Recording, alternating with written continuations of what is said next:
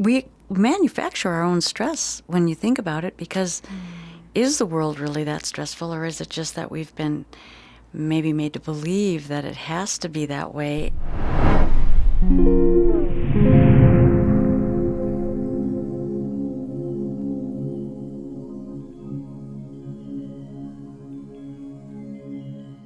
Hello and welcome to the Wellness Plus podcast, brought to you by wellnessplus.tv and made possible by support from our Patreon supporters. I'm joined today by Athena Jezik. She's a professional body worker, and in a previous video, we were kind of outlining the game plan, so to speak, for supporting our health, resolving pain, helping to support the body's natural healing processes. So in this video, I was kind of hoping that we could offer some, kind of hands-on tips for people that they can use right now, even if they can't actually visit you to receive craniosacral work or lymphatic work, just kind of offering them some things that they can do to help start supporting their health and healing. So the first rung of the ladder, you said, was craniosacral therapy.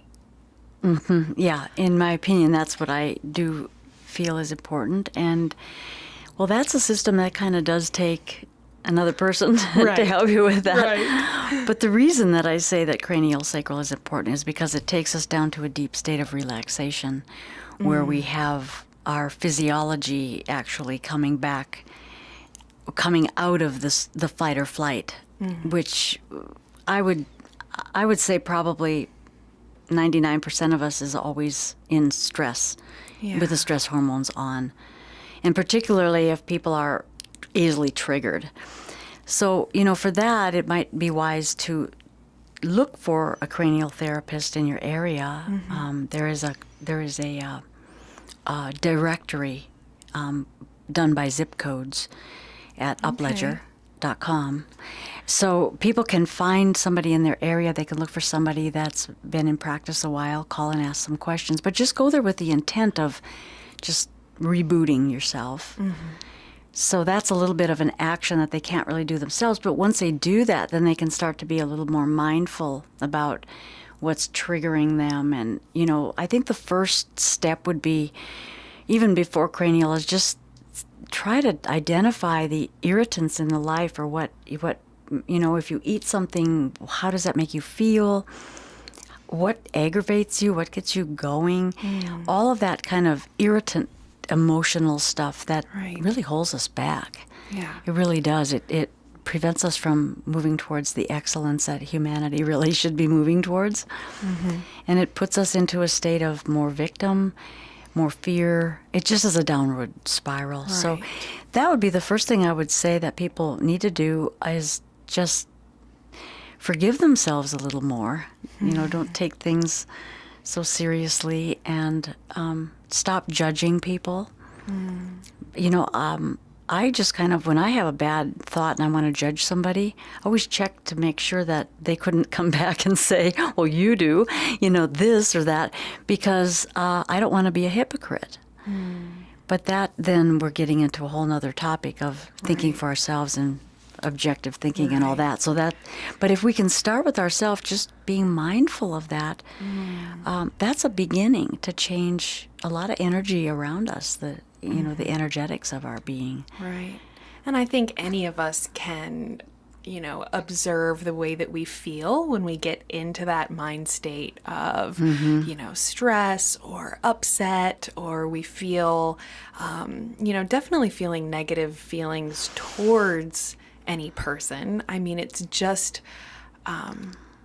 even though, we're projecting the negative feelings out at someone else, it's a very negative experience for us as well. So just noticing when we are getting into that state of mind, and knowing that, the stress response of the body is going to respond, whether there's a real threat or Yeah. whether you're just stressed out about traffic, or you're just stressed out about this or that Yeah. thing. So those stressful experiences, those negative emotions are just as toxic to our health as they Yeah. are to our mood and our emotions and They the way really we are. feel. So Yeah, they really are. That's a good thing to point out, because, and we have control over that.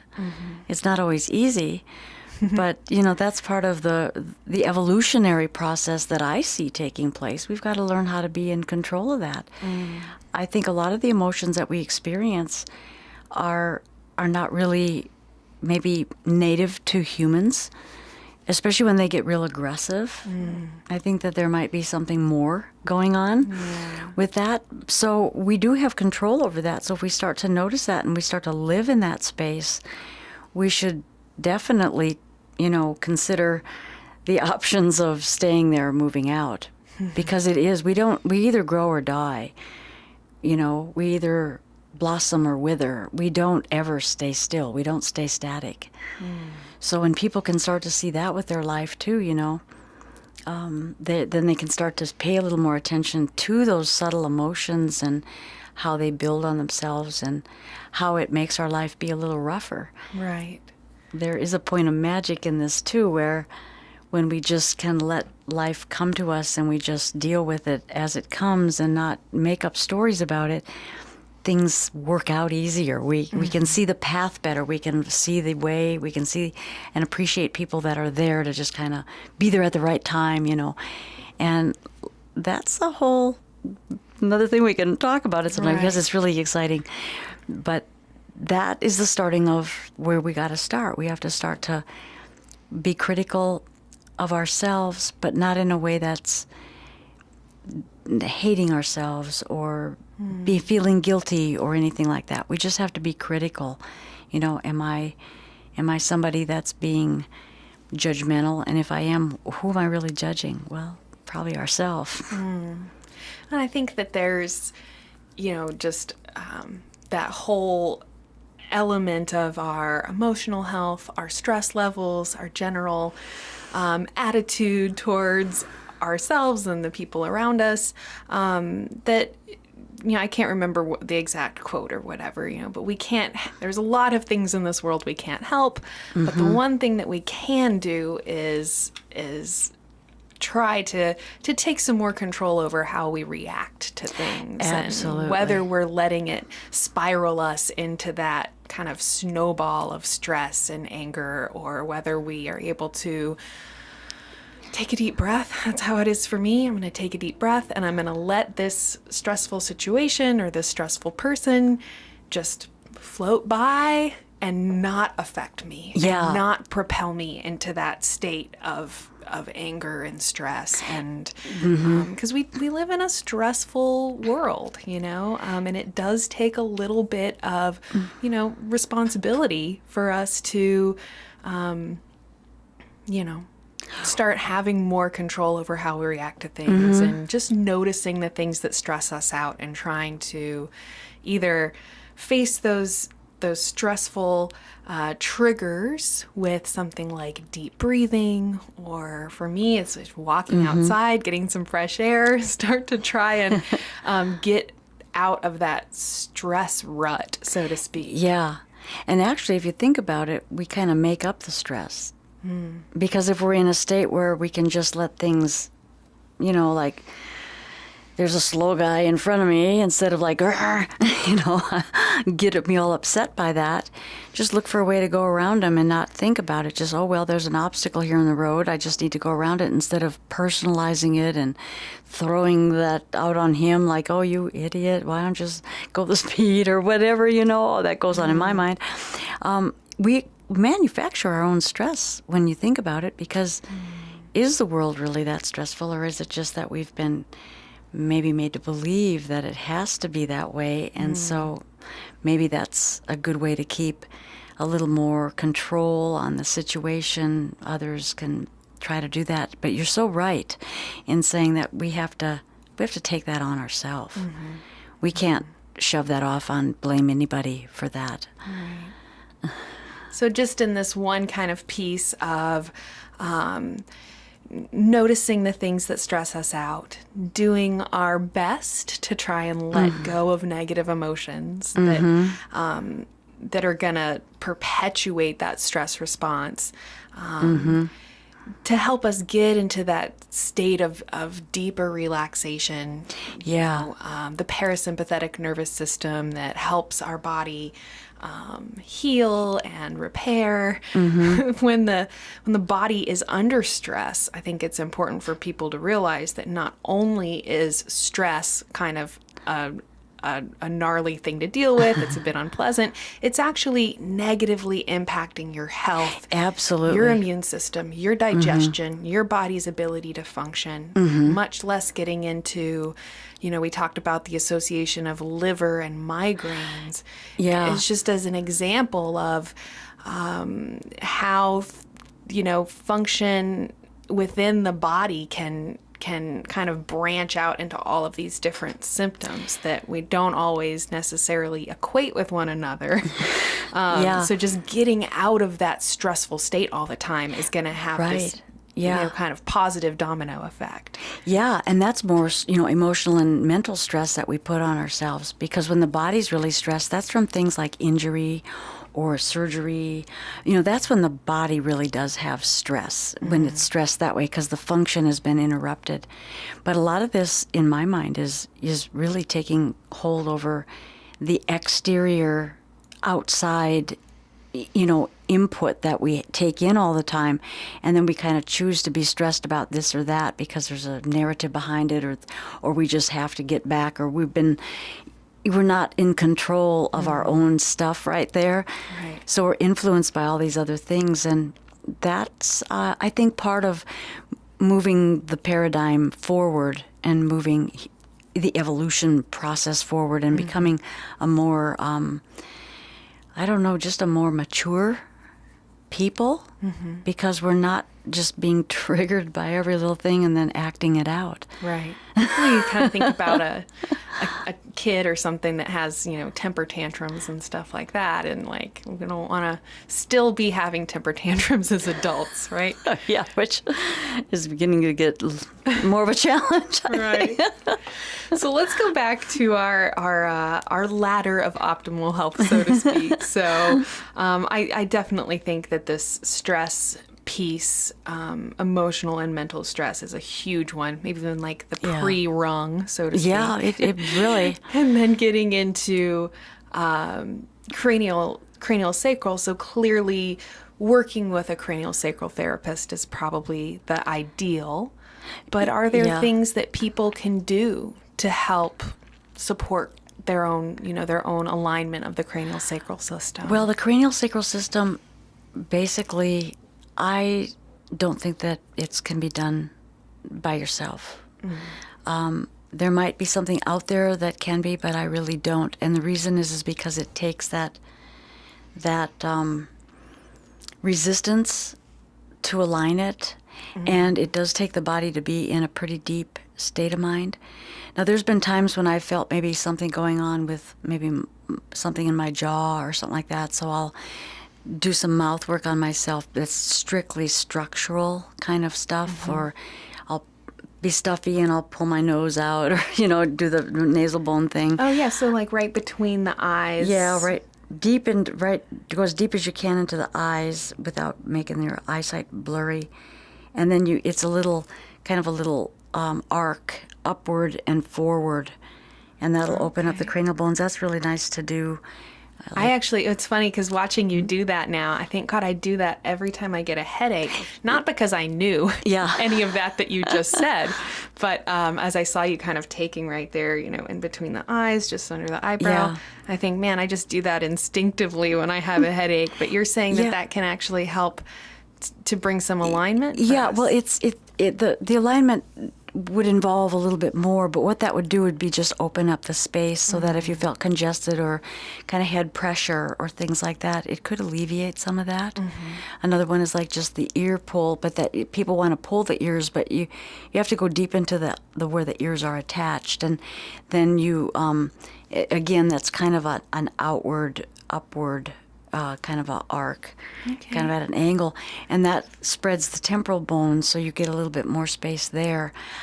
Just little things like that at a structural level, you can just help to open up things.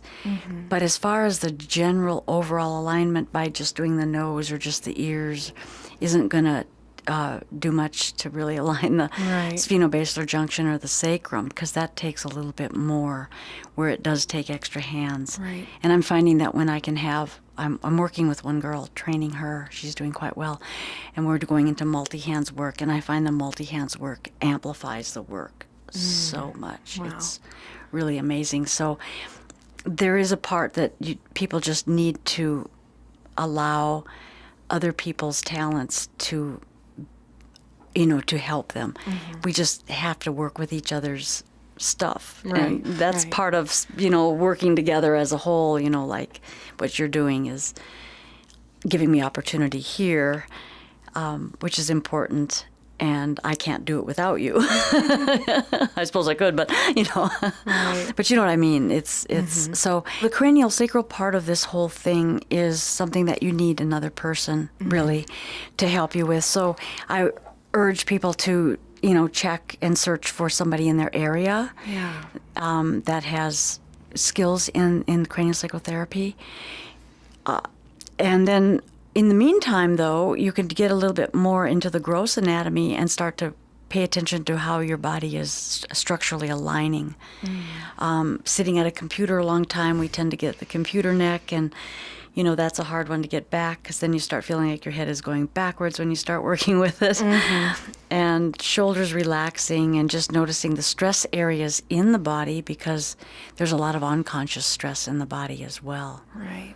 So we can start to identify that, and then we can correct that, and we don't have to go anywhere or find anybody to help us with that. We can just do that on our own, which we'll have videos, I think, on some of that stuff. Yeah. Yeah. And we've created, a couple of the videos so far for this program that we're creating, teaching people how to resolve pain and help to restore their optimal health. So one of those first pieces that you brought in was about just people being more aware of their posture and, just simple things like that forward head posture where the neck becomes kind of crunched, and you can look at someone in that position and see that, well, clearly their alignment is off. is off, and so you can, even with a limited understanding of the spine and all of the intricacies around it, you can look at that posture and see how it's not going to be helping anything or helping alignment. You had broken down simple things like the posture of the head and neck. Yeah. And we talked about the posture, even as we're standing or walking, and bringing more attention to how we position our hips and sacrum. Yeah, and we can, that's a good place, really good place to start. But then people are going to notice that when they try to correct it, it doesn't really correct very well. And that's where you have to get back to the subtle anatomy in order to really get the correction there. And that's where certain modalities that aren't allowing the body to correct itself, where people are developing or correcting by how they feel that it should be, instead of allowing the membrane and the fascial structures that they're like a stocking that sort of twist. If the twisting and the more subtle than that isn't addressed, then it will never really come into a good posture. If that, it's like having, I always like to use the illustration, if you were to put a nylon on your leg and then you twist the nylon, which is really uncomfortable. So pretend your leg is the spinal cord, the nerve itself, and then the nylon is the dural tube, the meninges, just there's 3 layers there, but basically the dural tube. And then you put a pair of pants on the top of that, just not real tight pants and not super baggy pants, but just a loose-fitting pair of pants. And you start walking, what you notice is the pants start to move with the knot where the nylon is. It starts to twist, and people always have to go, straighten their pant leg. That's similar to how that's going to be with not having the cranial work to align that very core. People are going to come back, and then they're going to be developing in those older posture structures because the body hasn't been allowed to unwind at that subtle level, so that anything that's built on top of that is going to be developed or even corrected outside of being corrected more subtly. So it will never really be able to be in alignment. At least that's what I've noticed with the way that my movement has been pre-cranial work and post-cranial work. It's much easier to come into better alignment being post-cranial. So even, like comparing with like physical therapy or chiropractic, you're saying that actually that subtle cranial sacral work may help the body to be able to correct itself with those things. Whereas if you're just starting with chiropractic or physical therapy, but you haven't addressed those cranial sacral elements, you may not be getting the results, or you may be frustrated with having to always go back to the chiropractor or whatever, and you're not having the results. Yeah, and and I say that, Karina, because that's been my experience from seeing so many people over the years with so many different things going on, out of auto accidents or just weird, bizarre accidents that they have. They have more often than not, they've been involved with either chiropractic or physical therapy or both. Both of those modalities, I think, again, like Western model, they have their place. They're important, and because they have a specific thing to do.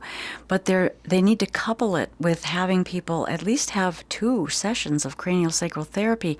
It would enhance their work. It would enhance chiropractic. It would make things easier for that. And then physical therapy, the same thing, because then the subtle anatomy can be done correctly. The chiropractor can then align those bones, and they will be at least on a straight surface. It's underneath. It's all way in there. But having that stocking corrected, then the spine is going to come into place a lot easier, even though sometimes we have to work at it. It depends on how much people have been out. But the thing about physical therapy is it really is important that they get the structure at a subtle level aligned, because they're developing muscles on those bones. And if the bones aren't in the best possible structure, then they're going to develop them just off, which is going to hold that in that kind of that unconscious stress pattern. And the pain will stay because it's crooked. It's still not there. And so I've seen a lot of people who have gone through those modalities first, and they haven't really moved forward. And they've had a lot of them, months and months in some cases. The cranial work immediately has made their body feel like they can have it. And many of them, because of that long term with these other modalities that I feel they should go back to, they don't want to go back to because they feel like they haven't been helped. And so it kind of puts a ding on them rather than us all working together with it and get the most out of cranial to align it first rung again, then getting the body aligned at the next level, the structure, because that can help. Sometimes it takes a long time for the bones to move back in just with cranial work, so that gives them a little added help. And then the physical therapy can actually do what's so important to strengthen those muscles on those bones. They're all very important modalities, but in my mind, from my experience and from what I see and have seen, I really think that order would be much more beneficial for the person in pain. Yeah, so getting back to, what people can do for themselves, hopefully they're going to understand why there's a certain kind of order to do things and way to do things. But, if you can't do that, then you can just start to do the best you can with yourself. Yeah. And one of the things to watch out for is the position of the head in relation to the neck and shoulders, because gravity and action is all forward. It's in front of us. And so we tend to drop our shoulders forward and we tend to throw our neck out. We tend to round our shoulders, even our upper back as the shoulders come forward. And then when we get stressed out, we feel like if we hold our shoulders up, we'll somehow, I don't know what we'll do, but then the shoulders can come up. And after we have that pattern for so long, that it becomes an unconscious pattern. It's called an unconscious stress pattern.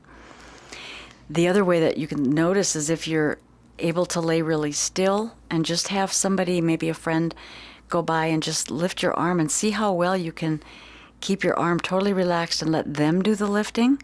Because if you want to help at all, that's another sign of unconscious stress. So there's little things like that you can begin to notice about yourself. But as for the position of the head, if you just think of at the very base of the skull to kind of pull it back towards the back wall so it feels like the chin is coming straight into the neck, and then take that same spot at the base of the skull and it's attached to the spine, so you're not lifting the head there, but you're lifting the whole spine up. So your chin stays level with the floor, but it's a back with the back of the head toward behind you, and then you lift up, feeling the whole spine kind of in the neck. The cervical vertebrae is what lifts. It's the whole vertebrae, so you're actually putting space in there. And then you'll feel that the shoulders just want to kind of sit there and relax.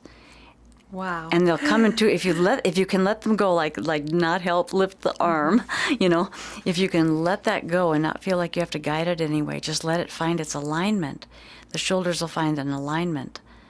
And then after a while, if you, in the grocery store line, and you start to feel yourself, you get more aware of it, you start feeling yourself kind of rounding forward or whatever, then you can just say, all right, I've got to go back, let my head go back and let it go up and let my shoulders just kind of relax.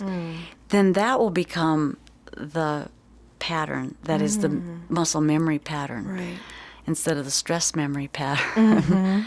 Well, that's a good place to start. And then you're more free moving too in the upper torso. Breathing and everything can be easier that way. Yeah. And I think it's interesting, when we start trying to work on our posture and improve our posture, like a big piece is just noticing it, catching those habits, catching ourselves doing it. But then one of the other things I noticed is that I would actually feel, even like a little sore almost in my muscles. And I thought, man, it actually feels worse for me to try and sit up straight with this supposedly ideal posture. And it was kind of troubling, like why does it feel painful, to sit this way? And I realized, well, number one, I'm starting to try and turn on these muscles that have just been snoozing for however long. Right. So I'm using new muscles now to try and do this. And so just like anything, you start using different muscles, you can feel a little sore after you do it. So just encourage people to kind of start small. Yeah, or do start small. Well, the funny thing about that is sometimes when people have a lot of correction at the cranial level, they are very sore the next day.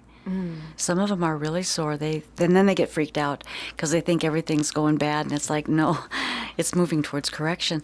Because even what we're doing here with just the simple little things of our head and shoulders and all that, we're going to start to do, make that whole new pattern. And it will hurt, and it'll be uncomfortable for a while. Change is never fun. Right. Change is horrible, in fact. But then over time, it actually did become more comfortable for me to try and be sitting up straight. And I realized how much better I feel. And when you kick over the line. But there's kind of I guess they always say, things always get worse before they get better. And so I kind of tried to remind myself of that. Yeah. Like, okay, at first it feels a little sore. It feels kind of foreign and strange. And then, once with just a little bit of practice and trying to come back to it, And it awareness. starts to feel more Yeah. more natural that way. Yeah. And you start to notice that, like, wow, my shoulders feel less tense. I'm having less headaches. Yeah. I feel less stressed out at the end of the day if I'm not Isn't that sitting there amazing? in terrible posture all day. It's amazing, isn't it? And also when we start to walk that way and we're walking a little more that way, it does something to our character too, because we feel like we're walking with more surety, with more self-confidence, and even with more power, not necessarily power over, but power from within. Like, I am a good human being. The humanity is okay. I mean, parts of us might have some kind of weird infection of some kind that's making us completely go off the rail. But for the most part, most people, they're out there and they're going to feel better, and when they feel their power and their confidence and all that, they're going to they're not going to get triggered either into the stress as well. Yeah. It's just like this big bubble, you got to have the whole thing. So are there similar alignment posture things for the lower body that we can think about? I mean, Well, the most important thing of the lower body is going down to the feet and knees, because when you get the posture straight with the spine, but if the vertebrae's out a little bit, then the hips will be out a little bit, and that will throw the knees. The knees will throw the heel strike out. And so there is a little bone, the cuboid bone, which is quite effective in having it in a correct position for the proper heel strike. But if the hip is out a little bit, then we're going to also have the knee come a little bit out of joint. And the knee being a hinge joint, it's like a door opening and closing. So if there's, if you have weight on the door, swinging on the door, the hinge will be stressed a little bit. Same with the knee. If we're a little bit out of our alignment on the knee, then eventually we will have a little bit of knee problems. Hopefully it's only the muscular kind of knee problem, but it can go into where we might step funny or be in a sport and get hit in a certain way and the strength isn't there to hold it. Sometimes we will just have accidents, but for the most part, weak or out of aligned knees are so much more subject to having problems that don't seem to come from anywhere other than the posture. So for that, when you bend your knee, we all have a little bit of a varying turnout. We're not always pointed straight ahead with our toes. Sometimes there's a little turnout. So if we have a little bit of a turnout with our legs, that we have to make sure that that's coming from the hip and not the knee. And so when you bend your knee, especially when you get over 90 degrees, you want to be able to look down and see the big toe right over your knee. If your knee is over inside or outside of the toe, the adjustment has to come in the hip, where you realign that in the hip to rotate that knee either farther in or farther out, depending on where the knee over the toe is landing. But that's that's really, really important to getting that aligned. And then once you get that aligned, it might feel kind of funny, but that will also help to keep the hips in order, because it can actually go both ways. If the knee is out, it will throw the hip out a little because your heel strike is off, and every time you do it, or it can come from above. I think it kind of comes from. I think either end you start with is going to work out okay. So that's one thing about the lower extremity. Especially in squatting things or bending over for something. Oh, yeah. And then, of course, we have to have a strong core. That's really vital, where the stomach is equally as strong as the back. And that'll hold the hips in alignment. But there's something else in the lower extremities that we can watch for, and that is between the ribs and the hips. Oftentimes what we do, especially when we're out of alignment, we'll thrust our back, like our tail part back, and kind of poof out our rear end, and then our stomach will come out. And we've always been, at least I've always been told as a young kid, like, suck your stomach in, but you can't suck your stomach in when your hips are behind you. You have to get the hips rotated back down to being So the hip is aligned over the knee as well. So you're not like, it's kind of hard to explain, but Yeah. so you're not just, you can do it and you can feel the difference when you do it. And when your hips are pushed back, then the tendency is to hyperextend the knee, which is going to put more stress on the knee. So the best way to think on that one is to just drop the tailbone down, like it's just dropping. And a ballet teacher had mentioned to us the image that she wanted us to do was that it's kind of not a very appropriate image, but to hold a quarter in our cheeks back there. But you don't squeeze, but you just want to kind of have that feeling of pulling down so that you could hold something there. And then you'll notice when that begins to happen, then you naturally hollow in the front, and the ribs will drop down and like suspenders into the hips. So it's like shrinking down suspenders. The ribs are here, the hips, instead of having the suspenders stretched because the butt is going out in the back. As the hips align forward, then this comes together, and then you have a better opportunity to keep the stomach muscles stronger with that. And then it'll just build up from there, because then we're moving up into the torso where the lungs are, which is air, it's oxygen, and it's more floating because the upper extremities are only attached at the sternoclavicular junction, which is the breastbone. So the clavicle is the only place it's attached, the whole, pectoral girdle. And so then we can start to, when we have that stability there with the hips aligned and the knees and heel strike, then we can just allow the rib cage to float, and the arms will be floating, and then our shoulders will be much more free as well. Interesting. So and then our head will be placed properly too. So it's kind of an interesting way to align that, and there's a lot more little detail in that, but we can maybe, if there's interest, show that in a video. Yeah, and a lot of sometime. what we filmed previously, you really were kind of breaking down how people can adjust this posture, and you're right, it's certainly easier to see, I think.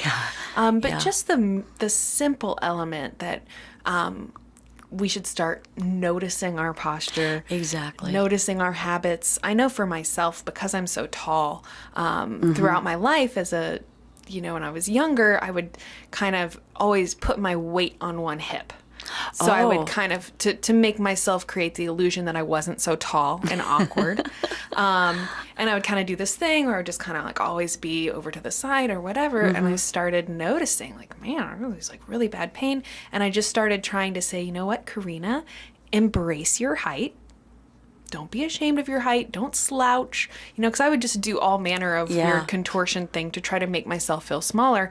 And I started noticing, like, man, my body hurts. Yeah. And just this one simple element that I'm going to, try to be in alignment and stay straight and keep my weight evenly between both feet rather than putting all my weight on one side.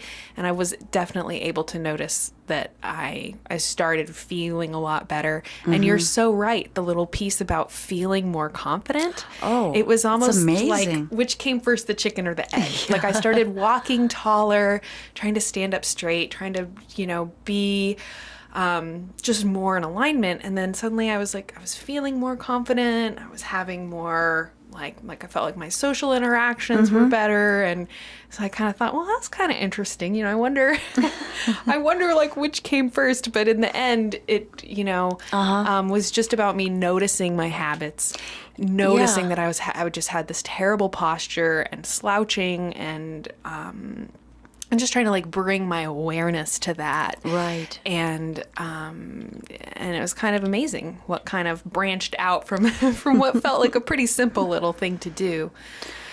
Yeah, it's amazing. And I've noticed a difference, because there was a time when I didn't see much of you.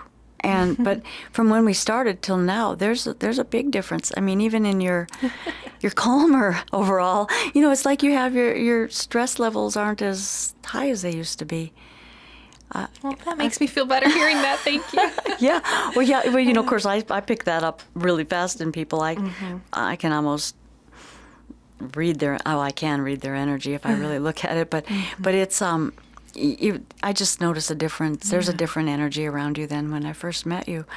Very interesting. Well, I've learned a lot Yeah. from all of the Psychic Truth videos I've made over the years. Maybe it's all the cranial work. I've received a lot of work from you, Athena, and I do think Yeah, that you has did. had a pronounced effect on me. Yeah. Even the nose. Yeah. Well, you couldn't straighten the nose, but not for a lack of trying. So let's continue on our ladder. Is that okay? Did we kind of address Sure. the cranial sacral element? Sure. There? Yeah.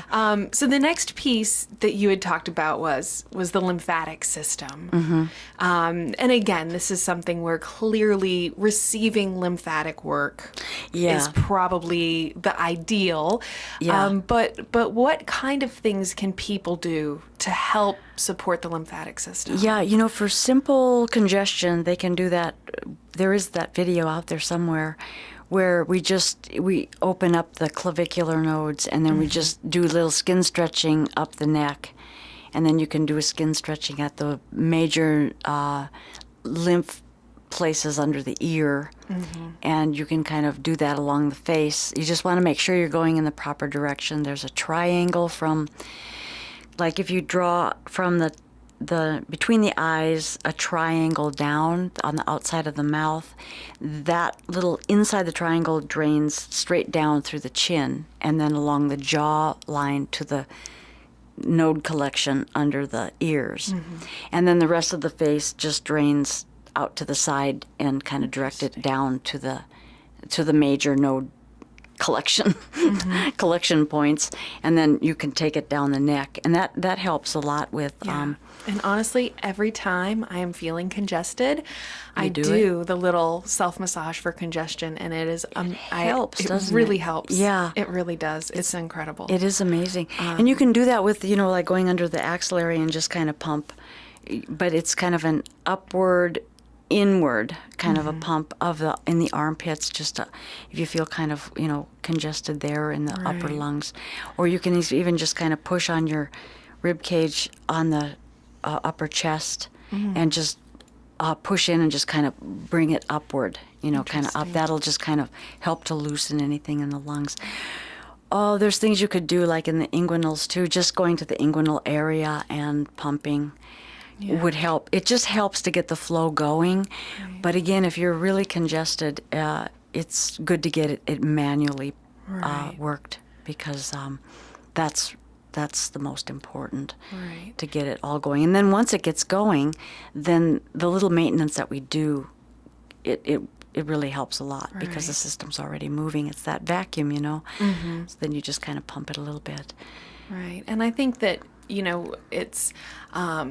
it's something that people are not greatly aware of. We know a lot about our blood circulatory system, and we have a concept of, blood clots and stuff like that.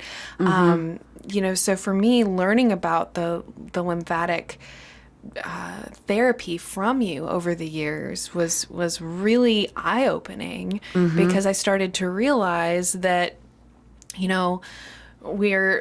we know that a blood clot is a very, very dangerous situation. We have like a clear understanding of that, but we don't think about that the lymphatic system, that lymphatic fluid, if it's not draining properly and it's not flowing the way that it is supposed to, that can be just as damaging, because we have toxins that build up in the body that can't be removed. We have the good things that the lymphatic fluid carries that can't be delivered the way that they're supposed to. So just kind of, again, just kind of building that awareness, the same kind of piece with the posture, just having this awareness that, we need to stay hydrated. We need to drink water. We need to move the body, right? Is that another way that we can help the lymph system? Yeah, movement is really important. Movement is important for the whole structure, really. Yeah. And it is just about being more aware. Notice if our ankles are swelling, and if there's any kind of even little pitting, notice that. Watch it, because if it seems to stay there, then either some lymphatic system or some lymphatic work may need to be done, but sometimes that does signal that there's something else going on. And not to get alarmed by that, sometimes people just get so alarmed by things. They're oversensitive, but they're more in fear than anything. Check it out. If there's other things you don't feel like, if the appetite isn't so good or you get sick in the morning, then maybe you should have a more thorough check if there's a lot of lymphatic congestion that won't seem to be moving out. More than likely it's going to be connected somehow to probably liver or kidneys or even intestines. Right. But just to pay attention is really, really important. And then if we can catch that kind of stuff, we can maybe do simple things like herbs that might help if you can't get to a therapist or you don't have one in your area, there are some herbs out there that help the lymph. And then also too, oddly enough, this is just such counterintuitive thinking, is you actually need more water to keep your lymph going. Wow. And you'd think you'd need less if you got, swampy. You think you'd need less water, but you actually need more. So the other thing to look at, if anybody notices a kind of a sluggish or a bloated feeling, is the water intake enough. It's actually really quite simple to take care of ourselves. It's just that it's been made into something so complex that everybody's confused. And, if we can sort that out for them, that would be a really good thing. I heard something one time, and I don't remember the context, but essentially what she was saying is that the evolution of the body and the placement of the lymph nodes, so the axillary underneath the arms and the inguinal right at the inner thighs, that the reason that the lymph nodes probably ended up becoming so concentrated in those areas is because those areas were always being moved by the motion of walking. And so just the mere motion of walking is almost like giving yourself, obviously it's not the same, but it's like a lymphatic massage in the sense that it's working those major kind of lymph node areas. It keeps the lymph flowing. Wow. Yeah, it does. It keeps the lymph flowing. That's, yes, yeah. So just a simple tip, like take a walk with the swinging of the arms is part of what will help to stimulate the axillary. But and now every time I go walking, I think about that, and I'm trying to support my lymphatic system right now. Yeah, and it's more than lymphatic, because then you're getting your cardiovascular a little bit more, and you're also, keeping your muscles strong.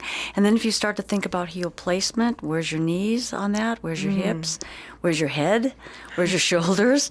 You start thinking of that, and you don't want to be like a robot. You want to just start to relax into it and be fluid. The body should be very fluid in all kind of movement. And when the movement is developed into fluidity, which most people aren't going to ever go toward, but it's really a nice thing to watch, is a real fluid body, Right. And I think when we think about, ballet and just how the movement is so elegant and beautiful, and something about the posture is just it's incredible. And I look at ballerinas, and I think that really is like the epitome of movement and exercise, and their bodies just look so healthy, and you have like the mobility and the posture, and it's and I think that ballet dancers are also some of the strongest people I've ever known. Yeah. Well, I studied that for a long time, but I agree with you on that from my experience. Because it demands posture. It demands strength inside of that posture. And then when you can get the little tips of, even the more subtle things of structure, it's even more easier to do. It's easier to do because everything's aligned, but then everything can become real fluid. Right. It's definitely an art form. There are things about ballet that aren't good, like the really big turnout, because it requires the hips to turn. And there have been tales told that very young children who are, put in ballet for purposes of being professional, as they go on, they start behind the bar and they're having to have their feet so that their feet get to the wall. Oh, wow. And a lot of times what happens there in the development of their bones is that their lower leg actually develops, the bone actually twists that way, because in most people it's abnormal. The hips do not want to turn out that Right. far, so they have to deal with it growing the bones a little funny, so they really do walk duck walk because the bones change. Right. I have heard that. I've never seen that, and I've never been at that level of training. So that's the downside of it. But if people are taking just a bar class for the exercise, that is some of the most rigorous exercise you can do. Wow. I really think so. You have to have control and relax, and Right. I'll take you through that sometime if you Yeah. want. Yeah, and I mean, I think we've already kind of come up to our third rung, which was movement. And, so bar class or ballet, so would that be kind of the primary type of fitness or whatever that you recommend for people? Well, or? I think that's kind of a personal choice for what it is, but I think they need to watch carefully if they're just going to do weightlifting and maybe a little stretching. They may want to make sure that they're developing their muscles, not bulking them too much, taking too much stress on the bones, building them too big, unless they're really going for something else. But, the average person. Right. I think dancing is a real good one. I enjoy the ecstatic dancing now, although I do a ballet bar. I have one coming at home. And salsa too, right? No, I'm learning. Oh, that's so funny. I'm learning Argentine tango. Oh, tango. That's And I right. tell you, I feel That's like right. such a klutz because it's new to my body, But it's fun. But any kind of movement, I do think that dancing is good on many levels, somehow, because you're social with it and it's movement. And it's fun and it it's- makes you smile. And it's play. Yeah, it's kind of Right. play. And the reason I like ecstatic is you don't have to really learn steps. I just go in there with my training. I just dance the way I dance, and I like to be me. And I like to wear the ballet kind of, flowy kind of clothes, because it's become an art form for me. But it's not going to be an art form for everybody. But anything that they can get out, and I do think it's good to just get out and move. That's why I really love ecstatic dancing, is because I look at people and they're just moving. They're working through a lot of their emotions through that movement too, and through the body. And in a lot of it is kind of somato-emotional releasing. Right. There's that, but bicycling or weightlifting or running or all of that is also good. It's just that it's not really well-rounded. Yeah. Well, it's one of the reasons I really love yoga, because I feel like it has a consideration for mobility. Yeah. It has a consideration for flexibility and Yeah. lengthening muscles, but also for strength. And, primarily, of course, using your body weight to build strength. But Right. certainly as you get into, doing a yoga practice, and once you start getting into the more challenging poses, you realize how much strength is involved. Yeah. And Well, they make it look so easy. yeah. Same thing could be said about ballet. Well, it's actually kind of close. I think the ballet tends to be more artistically formulated, but actually when you rip all that aside, and just the yoga practice as a physical thing, not getting into the other parts of it, Right. just like ballet, just for the physical parts, they're very similar because they demand a strong core, they demand control, they demand flexibility, they demand strength, they demand mobility. Right. The one thing about yoga that I probably isn't too much included is I believe they consider it called plyometrics. Now, if I'm understanding plyometrics right, but it is when you are more jumping and you land and then you can take off in another direction. Yeah. So it's more of an active kind of a development for more of an activity like landing and moving, in a jump or in something like that. Basketball players, they'll land and then move real fast. I think that, if I remember correctly, is a plyometric development. Yeah. But I could be mistaken on the word. It's been a long time since I've been into the body training. No, I think you're right, because we have one of our yoga instructors. She also teaches power yoga, and she's a personal trainer. And so one of the things that she's been adding in her courses is like adding in plyometric elements to yoga. And Good. she'll always kind of say that. She's like, if it's too challenging, you take out the plyo and just do the movement more slowly. And then if you want the more like, fat burning kind of weight loss element, then she'll like kind of create these little sequences where you have like a plyometric movement through the two yoga postures. And It's like that's really good. Yeah, that's really a wise way to do it. It makes it more well-rounded. The other thing about yoga that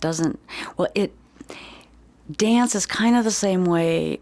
It's more of a anaerobic bursting. Because, just standing at the bar or yoga poses, your heart rate goes up and then it'll drop back down when you're out of that pose. And that's more of an anaerobic bursting. Actually, ballet can be a little more aerobic because you sometimes exercise for a longer time, the heart rate being up, whereas in yoga it would be it would be a shorter time, so it would be more of an anaerobic type burst where the heart rate goes high and then it'll come back down. The aerobic part but isn't so much present in plain yoga or in really ballet, but I've come to, just out of my own experience, the way that I feel about this, and it could be totally shot out, and I don't really care if people don't agree with this, but I think the anaerobic bursting is actually better training because you get short bursts, and I still think it works. You get short anaerobic bursts, but you're still going back to aerobic in some capacity because the heart rate will go down. But even when you're still active in there, it's still higher than a resting heart rate. Now, so I don't know much about that because I'm more experiential in where my understanding comes from than reading a lot of books and doing massive amounts of research. I do a little, but not like some people do. Right. And so from experiencing it, I think the anaerobic bursting part of yoga is also a beneficial piece that maybe people don't realize, that they are getting somewhat of a cardiovascular thing, but it's more in an anaerobic bursting rather than the running where it's just like keeping a prolonged cardio. Yeah, at a particular thing, not too high and not too low. It's in a zone, whereas in yoga and in dance, it tends to take it out of the zone and come back down into that zone. Right. So, there's just a lot to it, but Certainly. ultimately, it comes down to what shoe fits best. Right. Because if we know the basics of the structure and we know the basics of, how our bodies are going to work best when they're in alignment and the layers of alignment that we're dealing with, then people can pretty much find their way around utilizing certain things that they resonate well with, and finding another thing that still is doing similar things, but it's a little bit more to their character, their personality. Right. So there's not any really one size fits all. It needs to be honored in a lot of different things. Right. And I think it's important to, I think this was actually maybe the last podcast that we did, but we kind of started talking a little bit about mindfulness. And I think there's kind of a definitely a component in yoga, that you're really getting into your body, and it's challenging you to kind of quiet all of those other thoughts and worries that are just constantly going, and challenging you to like focus on your body and the physical sensations. And I think there's a great benefit that comes from that. And that can be said for I think really any sport, Yeah. definitely with martial arts, you see yes, a very, yes. very big mindfulness component. And I think combining the physical activity with the mindfulness and Yeah. being very present with your body and really noticing what you're feeling and like almost using it as a tool to help you quiet all that really fast thoughts and worries that we're all stuck in. You know, sometimes just focusing on your breath alone is maybe not enough. But if you're focusing on challenging yoga poses or a very intricate martial art movement or something, it's a Yeah. great way to kind of get those meditation benefits. Yeah. You know, as you're also working out or getting the physical component as well. Yeah. And, there's another thing that I have discovered just from getting back into more ballet movements at the dance and getting better at it, which that's another whole story.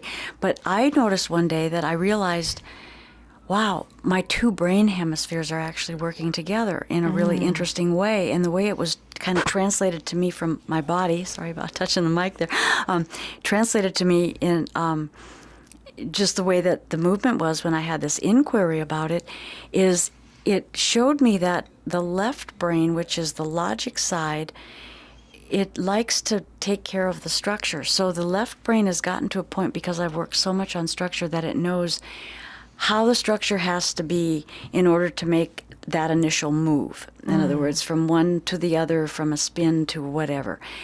But then the right brain begins to function in the creative part of the movement. And so the corpus callosum is busy, giving Yeah. the signals crisscross, and the two brain hemispheres. I really got this, and it comes from how the body really will talk to us. It sounds crazy, but we get a lot of information that way. But it was really interesting to just really understand that how the two parts work together in movement and art form. Yeah. Because with yoga, there's a lot of more rigid things, but I think that it could still be made a little more artistic as the left brain gets used to the structure where it's a muscle memory. Then the right brain can become a little more creative, and maybe not in the movement itself, but just creative in maybe direction that we're going, get new insights and different things like that. So there's so much to it. Yeah. And it's so simple. And it's all there for us if we just want to reach for it. Right. And I love that you brought that up about the kind of cross-body movements. Again, one of the things that I've heard a lot of people mention over the course of the different videos is, the brain loves cross-body movements. And, whether it's like twists in yoga, or certainly in martial arts and a lot of different movements, you can really think about these kind of like cross body motions. Yeah. And I started, kind of noticing that and trying to just make a practice of doing different motions that try to, work both sides of the body or cross the body. Yeah. And then I've actually been like learning different drum rudiments and stuff. And so there's a lot of like right, left, right, left, right. And I've just started realizing, man, when I'm doing these little drumming patterns, I feel, I don't know what it is. I feel like my brain is so happy. There's something very satisfying about it. Yeah. It's very interesting. It's important to have that cross. Yeah. And one of the other things that, if you notice, a lot of times what people will do is they'll just do one thing all one-sided. Oh, yeah. And they, it's frustrating sometimes for me to watch that, because, in my training, being a trainer of bodies at one point in my life, I really want to see them, exercising the left the same as the right, because it feels really awkward. But an exercise that people can do if they want to just see if they're how wacky it is when you change that habit is for pick out maybe a week or 3 days, whatever you can handle. If you're right-handed, do everything with your left hand. Eat. If you put your watch on your left hand, put your watch on your right hand. And when I did that, that was an exercise that I did in this course that I took a long time ago. Do you know that I could not even figure out how to read the watch on my right hand? I was so confused. I took it off, and I've never had a watch on my wrist ever since. So you just were too frustrated. I couldn't. It was like, well, it was just, I suppose if I worked at it a while, but I just got so frustrated. I just took the watch off and said enough, and I've never had a watch on my wrist ever since. Interesting. But to brush your teeth, and eventually it starts to normalize. Eat with but it's really quite a weird exercise. So if you're left-handed, you want to try it all right, and it helps with some kind of, it's like those contraindication or contra movements. Right. So if you want to try that, or anybody out there that may want to challenge himself to that, it's really quite a bizarre feeling. Yeah. And then I've heard also another kind of brain balancing technique is like to smell like essential oils or something, but through like one nostril. Oh. And then hold the other nostril and smell it through that. Oh, that's and interesting. notice how they're different, and then smell with both nostrils. And it's interesting because you'll notice that like the sensations are different, the smells are different, like depending on which nostril you breathe it through. Oh my. Anyway, so he was just saying that like, just this simple practice of like, let's say you have 3 essential oils, or maybe you have a rosemary bush outside and you pick off a little sprig of rosemary or whatever, and you just, this one simple thing of like, and alternate nostril breathing is a whole, type of pranayama and yoga as well. So it's kind of interesting. I like saw that little crossover into this little neurological exercise. That's interesting. I never knew about this essential oil stuff. But yeah, and so I just, for myself, I just try to, incorporate it, as much as these little things as I can. And just, that's I'm going to have to trying everything with my left hand. I know I'm not going to do a very good job because I'm so right dominant. Oh, yeah. But when I do challenge myself to try to do something with the left, or just these simple like hand motions where, I'll be able to do a little drum pattern in the right hand, easy, fine. Start it with my left hand, and it's like I'm speaking another language. That's the way it is with eating, and that's, yeah. So it's kind of, it's shown me that, hey, this is something I need to work on. Help balance the two like hemispheres or whatever. But then it's also been really fun doing it as well. Yeah, and, and do that with your feet too. If you're doing some kind of activity of, I don't know, jump roping or whatever it might be, just, if you notice that you're leading with one leg all the time, try to lead with the other leg. It takes some thinking, but it also, in my mind, I think it keeps the brain alive too. Yeah. Because you have to keep those neural patterns going and those keeping on firing and just keeping it all kind of alive rather than becoming, well, they say if you don't use it, you lose it. So I imagine that goes with everything. Yeah. Yeah, they definitely... Yeah, I've definitely, I think, observed that for myself too. And, even just going back to my little thing with the posture, I mean, I had gotten so used to always being slouched, always being sloughed over to one side, always on my right hip. And it was challenging when I started trying to fix that, but it was so worth it. Yeah. Once I had kind of made the posture habit, and it's not like my posture is perfect now, but it's so much better. And I noticed significant changes, all the way around. So it's just one example for myself. And another thing why people should really take posture more seriously, because it's so boring. I mean, they tell us that when we're little kids, it just seems so insignificant. But, my mother sat a certain way her whole life, and she kind of sat on one hip and crossed her leg a certain way. Now she's just about 80. And she is so crooked and bent over. It's just unbelievable. She sat so long doing what she needed to do, like she was a bookkeeper for a while, and she never really, even though she did a lot of dance. My parents were dancers.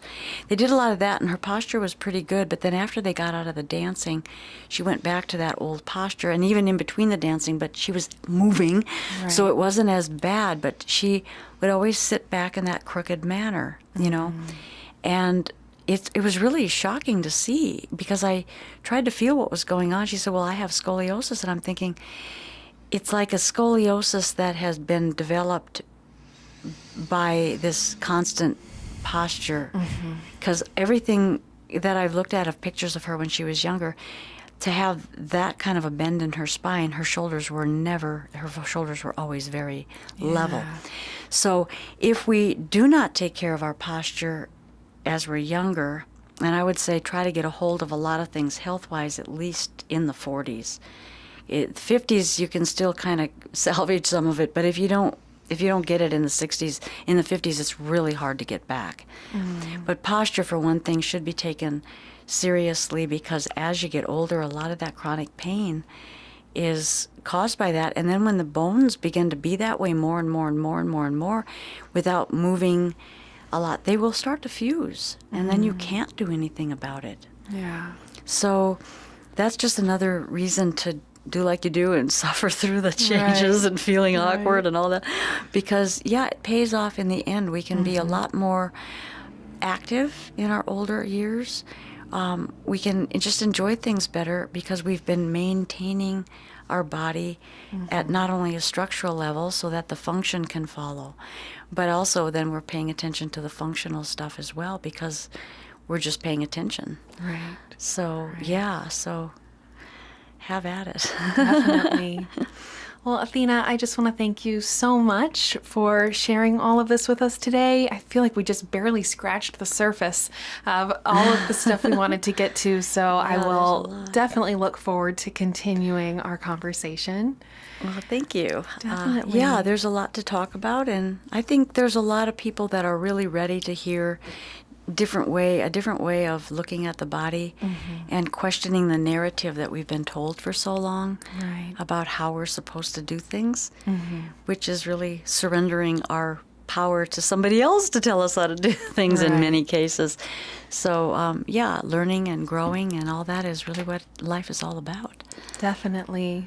Well, and thank you for being here to help us learn, teaching us so much.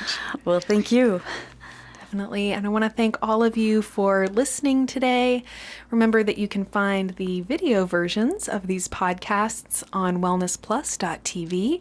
And for those of you that are watching, thank you for being a part of our Wellness Plus family.